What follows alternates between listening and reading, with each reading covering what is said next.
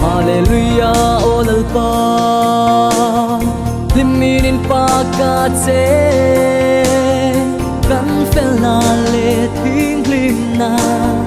Kan trat na le kan trat na Sol sa tan rang sin khom Kan vui no san dam nao hai Krista aha dam na kan muta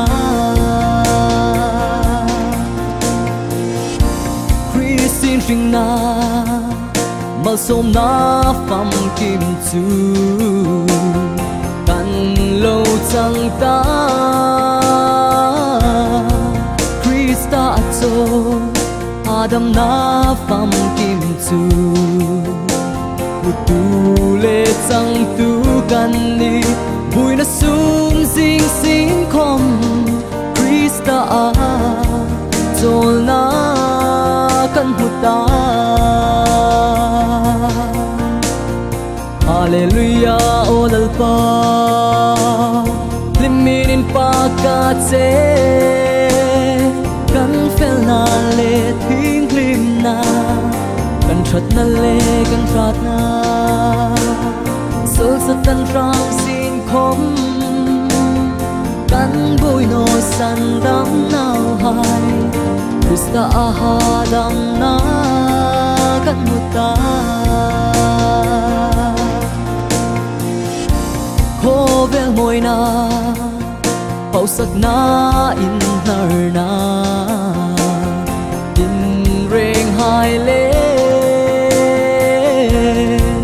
In lal na le Kun nei na rau pui na In chu in bui na rum pui Ung tung lak sin la khom Krista chol na kan huta Hallelujah olalpa Liminin pagkatse Kan fel na le ting lim na Kan trat na le kan trat na Sol sa tan rang sin khom Kan vui no san dam nao hai Krista aha dam na kan muta Hallelujah olalpa Liminin pagkatse Kan fel na le ting lim na Kan trat na le kan trat na Sol sa tan rang sin khom Kan vui no san dam nao hai Krista aha dam na kan muta